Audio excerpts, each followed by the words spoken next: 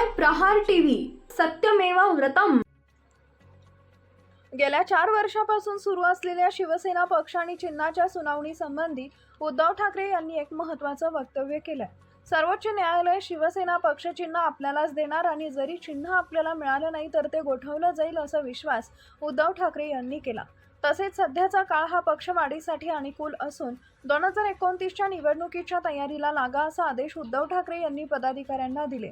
उद्धव ठाकरे यांच्या शिवसेनेच्या जिल्हाप्रमुख आणि संपर्क प्रमुख यांची बैठक शिवसेना भवनात पार पडली। यावेळी पक्षाच्या पुढील रणनीतीवर चर्चा करण्यात आल्याची माहिती आहे। यावेळी उद्धव ठाकरे यांनी पक्ष आणि चिन्हाच्या लढाईत आपलाच विजय होईल असा विश्वास व्यक्त केल्याची माहिती आहे। आपल्याला चिन्ह मिळालं नाही तर ते गोठवलं जाईल असा विश्वास उद्धव ठाकरे यांनी व्यक्त केलाय। त्यावेळी उद्धव ठाकरे यांनी पदाधिकाऱ्यांना कानपिचक्याही दिल्या।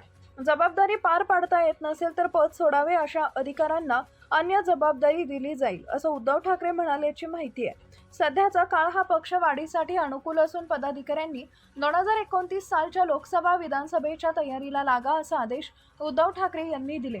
पक्ष बांधणीवर भर देऊन जास्तीत जास्त कार्यकर्ते जोडण्याच्या सूचना ठाकरेंनी दिल्या।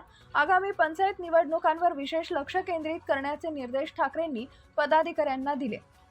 दरम्यान 8 ऑगस्टपर्यंत SIR नोंदणी मोहीम प्रभावीपणे राबवाव्यात, त्यासाठी आपल्याला विभागात आणि जिल्ह्यात नागरिकांची नोंदणी पूर्ण करण्याचे निर्देश पदाधिकाऱ्यांना देण्यात आले।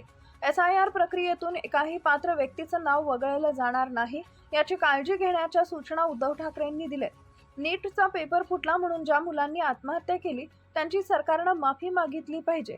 ज्या विद्यार्थ्यांवर ही वेळ आली त्यांच्यावर लाठीचार्ज करण्यात आला त्यांचीही सरकारनं माफी मागितली पाहिजे असं उद्धव ठाकरे म्हणाले। शिवसेना पक्ष आणि या पक्षाचा निवडणूक चिन्ह असलेला धनुष्यबाण कोणाचा या मुद्द्यावर सर्वोच्च न्यायालयात याचिका दाखल करण्यात आली आहे। 2022 साली एकसंध शिवसेनेतून फुटलेल्या एकनाथ यांचा पक्ष हाच खरा शिवसेना पक्ष असल्याचा आणि त्यांना धनुष्यबाण हे चिन्ह वापरण्यास मुभा देणाऱ्या केंद्रीय निवडणूक आयोगाच्या निर्णयाला उद्धव ठाकरे यांनी सर्वोच्च न्यायालयात आव्हान दिले आहे।